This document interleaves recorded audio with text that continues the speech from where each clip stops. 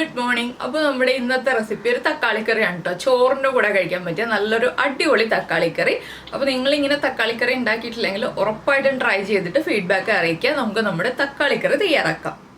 നമുക്ക് നമ്മുടെ ഇൻഗ്രീഡിയൻസ് നോക്കാം. നമ്മളിപ്പോൾ 2 തക്കാളി എടുത്തിട്ടുണ്ട്, 1 പീസ് ഇഞ്ചി എടുത്തിട്ടുണ്ട്, കുറച്ച് ഉള്ളി, ഒരു 4-5 ഉള്ളി എടുത്തിട്ടുണ്ട്, കുറച്ച് കറിവേപ്പില, 2-3 അല്ലി വെളുത്തുള്ളി എടുത്തിട്ടുണ്ട്, ഒരു പച്ചമുളക് എടുത്തിട്ടുണ്ട്, ഒരു മീഡിയം വലിപ്പമുള്ള സവോള എടുത്തിട്ടുണ്ട്, 1/2 കപ്പ് തേങ്ങ ചിരവിയതെടുത്തിട്ടുണ്ട്. ഞാൻ ഈ സവോളയുടെ പകുതി മാത്രമേ എടുക്കുന്നുള്ളൂ കേട്ടോ.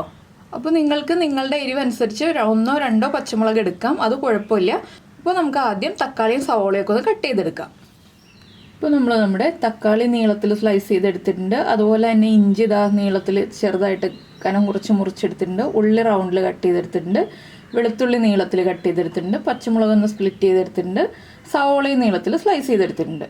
അപ്പോൾ നമ്മൾ കറി ഉണ്ടാക്കാനായിട്ടൊരു മൺചട്ടി എടുത്ത് വെച്ചിട്ടുണ്ട്. മൺചട്ടിയിലേക്ക് നമുക്ക് ആദ്യം തക്കാളി കട്ട് ചെയ്തത് ഇട്ട് കൊടുക്കാം, അതിൻ്റെ കൂടെ തന്നെ സവോള കട്ട് ചെയ്തത് ഇട്ട് കൊടുക്കാം, പിന്നെ നമ്മൾ ഇട്ട് കൊടുക്കുന്നത് പച്ചമുളക്, വെളുത്തുള്ളി, പിന്നെ നമ്മുടെ ഇഞ്ചി കട്ട് ചെയ്തത്. ഇനി നമുക്കിതിലേക്ക് വേറെ കുറച്ച് കാര്യങ്ങളും കൂടി ചേർക്കാനുണ്ട്. ഇനി നമ്മൾ ചേർക്കുന്നത് 1/2 ടീസ്പൂൺ മഞ്ഞൾപ്പൊടി, 1/2 ടീസ്പൂൺ കാശ്മീരി ചില്ലി പൗഡർ, ഒരു 2-3 ഇതൾ കറിവേപ്പില, പിന്നെ നമ്മുടെ ആവശ്യത്തിന് വെള്ളം. ഞാനിപ്പോൾ 1 കപ്പ് വെള്ളം ചേർക്കുന്നുണ്ട്. ഇനി ഇതൊന്ന് കുക്കായി വരട്ടെ. അപ്പോൾ ഞാൻ ഉപ്പ് ചേർക്കാൻ മറന്നുപോയി, ഞാനൊരു 1/2 ടീസ്പൂൺ ഉപ്പും കൂടി ചേർക്കുന്നുണ്ട്. ഇതെല്ലാം ചേർത്ത് ഒന്ന് ഇളക്കിയിട്ട് നമുക്ക് അടച്ചു വയ്ക്കാം. നന്നായിട്ടൊന്ന് ഇളക്കി മിക്സ് ചെയ്യുക. ഒരുപാട് വെള്ളം വേണ്ട, 1 കപ്പ് വെള്ളം മതി ഈ വെജിറ്റബിൾസ് കുക്കാവാൻ. ഇനി നമുക്കിത് അടച്ചു വെച്ച് ഒരു 8 മിനിറ്റ് കുക്ക് ചെയ്തെടുക്കാം. ഇനി നമുക്ക് നമ്മുടെ അരപ്പിൻ്റെ കാര്യങ്ങൾ നോക്കാം. ഞാനിപ്പോൾ 1/2 കപ്പ് തേങ്ങയാണ് എടുത്തിട്ടുള്ളത്, അത് നമ്മുടെ മിക്സിയുടെ ജാറിലേക്ക് മാറ്റാം. ഇതിലേക്കൊരു 2 പിഞ്ച് ജീരകം ചേർത്ത് കൊടുക്കാം, നല്ല ജീരകം, നമ്മുടെ ക്യൂമിൻ സീഡ്സ് ആണ് ചേർക്കുന്നത്. പിന്നെ വളരെ കുറച്ച് വെള്ളം ചേർത്ത് നന്നായിട്ടൊന്ന് അരച്ചെടുക്കുക. അപ്പോൾ ഞാനിതൊന്ന് അരച്ചെടുത്തിട്ട് വരട്ടെ. അപ്പോൾ നമ്മുടെ തേങ്ങയും ജീരകവും ചേർത്ത് നമ്മൾ അരച്ചെടുത്തിട്ടുണ്ട്. ഒരുപാട് വെള്ളം ചേർക്കരുതെന്ന് പറഞ്ഞാൽ എന്താണെന്ന് വെച്ചാൽ തേങ്ങ അരഞ്ഞു കിട്ടാൻ ബുദ്ധിമുട്ടാണ് വെള്ളം കൂടുതൽ ചേർത്തിട്ടുണ്ടെങ്കിൽ. ഇനിയിപ്പോൾ നമ്മുടെ തക്കാളി കുക്കായി കഴിയുമ്പോൾ നമുക്ക് അരപ്പ് ചേർക്കാം. അരപ്പ് ചേർക്കാൻ തുടങ്ങുന്നതിന് മുന്നേ കുറച്ച് വെള്ളം ചൂടാക്കി വയ്ക്കുക. ഇളം ചൂടുവെള്ളവും കൂടി നമുക്ക് അരപ്പ് ചേർക്കുമ്പോൾ ആവശ്യമുണ്ട്. ഇപ്പോൾ നമ്മുടെ തക്കാളിയും സവാളയൊക്കെ കുക്കായി വന്നിട്ടുണ്ട്, കണ്ടോ? ഓവർ കുക്കായി ഉടഞ്ഞു പോകരുത്. ഇനി നമുക്കിതിലേക്ക് അരപ്പ് ചേർത്ത് കൊടുക്കാം. അപ്പോൾ നമുക്ക് ആദ്യം അരപ്പ് ചേർക്കാം. അരപ്പ് ചേർക്കുമ്പോൾ ഫ്ലെയിം കുറച്ച് വയ്ക്കുക, അത് ഒരുപാട് തിളച്ചു പോകരുത്, അതുകൊണ്ടാണ് ഫ്ലെയിം കുറച്ച് വയ്ക്കുക എന്ന് പറയുന്നത്. അപ്പോൾ ഞാൻ അരപ്പ് ചേർത്തിട്ടുണ്ട്. ഇതേ മിക്സിയുടെ ജാറിലേക്ക് തന്നെ കുറച്ച് ഇളം ചൂടുവെള്ളം ചേർത്തിട്ട് ഞാൻ അരപ്പിലേക്ക് ചേർത്ത് കൊടുക്കുകയാണ്. ഇനി നമുക്ക് എത്രത്തോളം ഗ്രേവി വേണം എന്നുള്ളതനുസരിച്ച് ഒന്ന് വെള്ളം ചേർത്ത് ഇളക്കി മിക്സ് ചെയ്യുക. നന്നായിട്ട് കറിയിൽ നിന്ന് ആവി വരണം. ഫ്ലെയിം കുറച്ച് വെച്ചിട്ട് ഇളക്കിക്കൊണ്ടിരിക്കുക. അപ്പോൾ നമ്മുടെ കറിയിൽ നിന്ന് നന്നായിട്ട് ആവി വരുന്നുണ്ട്. നമ്മൾ ആ ഇളം ചൂടുവെള്ളം ചേർത്ത് കൊടുത്തതുകൊണ്ടാണ് വേഗം അരപ്പ് കുക്കായി കിട്ടുന്നത്. നിങ്ങൾക്ക് ഇത്രയും ഗ്രേവി വേണ്ടാന്നുണ്ടെങ്കിൽ ഇത്രയും വെള്ളം ചേർക്കണ്ട കേട്ടോ. ഞാനിപ്പോൾ ഇത് കുറച്ച് ലൂസായിട്ടുള്ളൊരു കറിയായിട്ടാണ് ചെയ്യുന്നത്, അതുകൊണ്ടാണ് ഇത്രയും വെള്ളം ചേർത്തത്.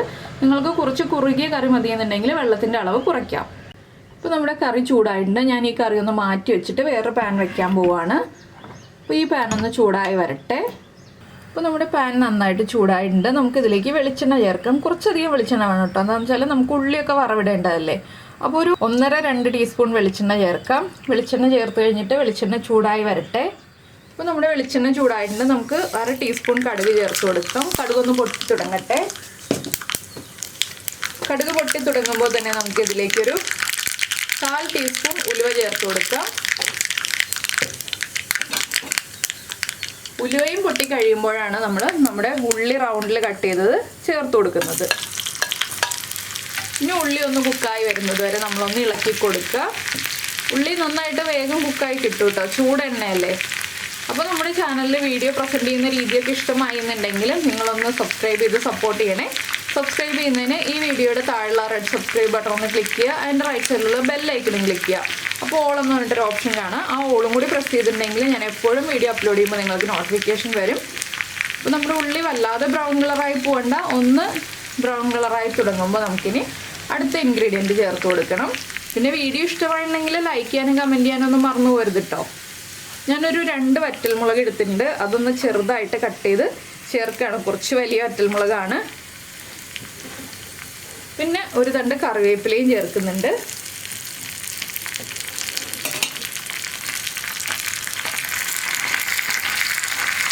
നമ്മുടെ ഉള്ളിയുടെ കളറൊക്കെ പെർഫെക്റ്റ് ആയിട്ടുണ്ട്. നമുക്കിത് കറിയിലേക്ക് ചേർത്ത് കൊടുക്കാം. അപ്പോൾ ഞാൻ എന്താ കറിയിലേക്ക് ചേർക്കുകയാണ്. ഇനി നമ്മൾ ഈ കറി ഒന്ന് അടച്ചു വയ്ക്കുക. നമ്മുടെ വറവിൻ്റെ ആ ഒരു ടേസ്റ്റും സ്മെല്ലും ഒന്നും പുറത്തേക്ക് പോകാതിരിക്കാനായിട്ട് ഉടനെ തന്നെ അടച്ചു വയ്ക്കുക. അതിനുശേഷം നമുക്കൊരു 10 മിനിറ്റ് കഴിഞ്ഞിട്ട് തുറക്കാം. അപ്പോൾ നിങ്ങൾക്ക് എല്ലാവർക്കും ഈ ഒരു റെസിപ്പി ഇഷ്ടമായിട്ടുണ്ടാകുമെന്ന് വിചാരിക്കുന്നു. നമുക്ക് നമ്മുടെ അടുത്തൊരു വീഡിയോയുമായിട്ട് അടുത്ത ദിവസം വീണ്ടും കാണാം.